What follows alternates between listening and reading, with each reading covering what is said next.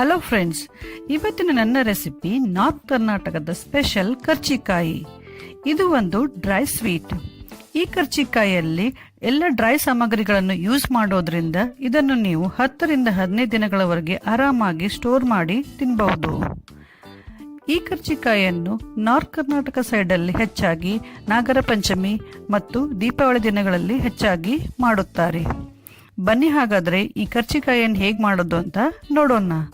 ಅದಕ್ಕಿಂತ ಮುಂಚೆ ಇಲ್ಲಿವರೆಗೂ ಯಾರಾದರೂ ನನ್ನ ಚಾನಲ್ ಪಾಕ ಶೃಂಗಾರವನ್ನು ಸಬ್ಸ್ಕ್ರೈಬ್ ಮಾಡಿಲ್ಲ ಅಂದ್ರೆ ಪ್ಲೀಸ್ ಸಬ್ಸ್ಕ್ರೈಬ್ ಮಾಡಿ.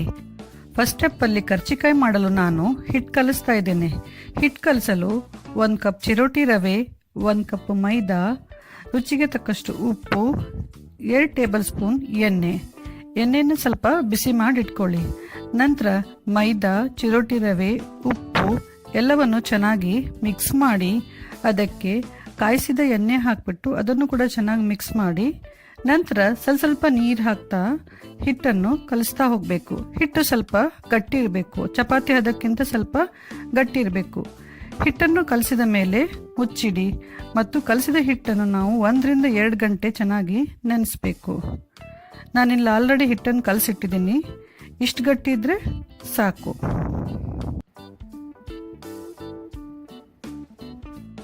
ಸೆಕೆಂಡ್ ಸ್ಟೆಪ್ ಅಲ್ಲಿ ನಾನು ಕರ್ಚಿಕಾಯಿಗೆ ಫಿಲ್ಲಿಂಗ್ ಮಾಡ್ತಾ ಇದ್ದೀನಿ.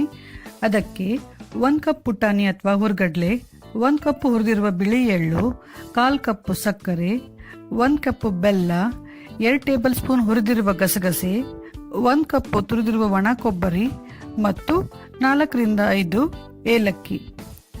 ನೆಕ್ಸ್ಟು ಪುಟಾಣಿ ಮತ್ತು ಬೆಲ್ಲವನ್ನು ಮಿಕ್ಸಿಯಲ್ಲಿ ಹಾಕಿ ನೈಸ್ ಆಗಿ ಪೌಡರ್ ಮಾಡ್ಕೋಬೇಕು. ಅದಾದ್ಮೇಲೆ ಒಣ ಕೊಬ್ಬರಿ, ಎಳ್ಳು, ಗಸಗಸೆ ಇವೆಲ್ಲವನ್ನು ಸಪರೇಟ್ ಆಗಿ ಮಿಕ್ಸಿಗೆ ಹಾಕ್ಬಿಟ್ಟು ತರಿತರಿಯಾಗಿ ಪೌಡರ್ ಮಾಡ್ಕೋಬೇಕು. ಸಕ್ಕರೆಯನ್ನ ಮಿಕ್ಸಿಗೆ ಹಾಕ್ಬಾರ್ದು. ಈಗ ನಾನು ಎಲ್ಲ ಸಾಮಗ್ರಿನ ಮಿಕ್ಸಿಯಲ್ಲಿ ಹಾಕ್ಬಿಟ್ಟು ರೆಡಿ ಮಾಡಿಟ್ಕೊಂಡಿದ್ದೇನೆ. ಕೊನೆಯಲ್ಲಿ ಅದಕ್ಕೆ ಸ್ವಲ್ಪ ಏಲಕ್ಕಿ ಪುಡಿ ಹಾಕಿ ಚೆನ್ನಾಗಿ ಮಿಕ್ಸ್ ಮಾಡಿದರೆ ಕರ್ಚಿಕಾಯಿ ಫಿಲ್ಲಿಂಗ್ ರೆಡಿ. ಥರ್ಡ್ ಮತ್ತು ಲಾಸ್ಟ್ ಸ್ಟೆಪ್ ಅಲ್ಲಿ ಹಿಟ್ಟಿನಲ್ಲಿ ಮುಂಚೆ ಮಾಡಿಟ್ಟಿರುವ ಪೌಡ್ರನ್ನು ಫಿಲ್ ಮಾಡೋದು ಮತ್ತು ಫ್ರೈ ಮಾಡೋದು. ನಾನಲ್ಲಿ ಹಿಟ್ಟಿನಿಂದ ಚಿಕ್ಕ ಚಿಕ್ಕ ಉಂಡೆಗಳನ್ನು ಮಾಡಿಟ್ಕೊಂಡಿದ್ದೀನಿ ಮತ್ತು ಇದರಲ್ಲಿ ಸ್ವಲ್ಪ ಹಾಲು ಮತ್ತು ಮೈದಾ ಹಾಕಿ ಪೇಸ್ಟ್ ರೆಡಿ ಮಾಡಿಟ್ಕೊಂಡಿದ್ದೀನಿ ಮತ್ತು ಹಿಟ್ಟು ಲಟ್ಸಲು ಸ್ವಲ್ಪ ಒಣ ಅಕ್ಕಿ ಹಿಟ್ಟು ಬೇಕು ಮತ್ತು ಇದು ಫಿಲ್ಲಿಂಗ್.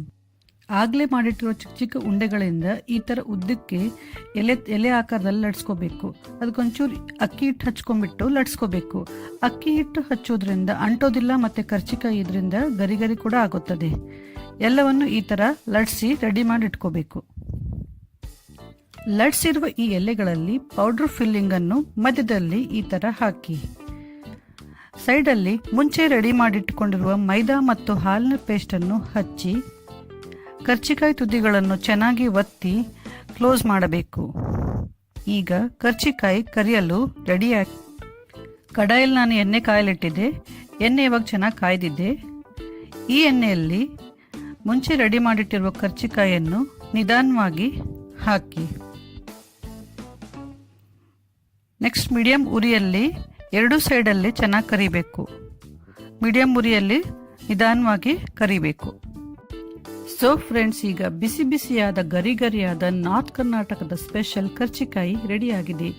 ಈ ರೆಸಿಪಿ ನಿಮ್ಮೆಲ್ರಿಗೂ ಇಷ್ಟ ಆಗಿದೆ ಅನ್ಕೋತೀನಿ. ಇಷ್ಟ ಆದಲ್ಲಿ ದಯವಿಟ್ಟು ಲೈಕ್ ಮಾಡಿ, ಶೇರ್ ಮಾಡಿ, ಕಮೆಂಟ್ ಮಾಡಿ ಹಾಗೂ ನನ್ನ ಚಾನಲ್ ಪಾಕ ಶೃಂಗಾರವನ್ನು ಸಬ್ಸ್ಕ್ರೈಬ್ ಮಾಡೋದು ಮಾತ್ರ ಮರಿಬೇಡಿ. Thank you.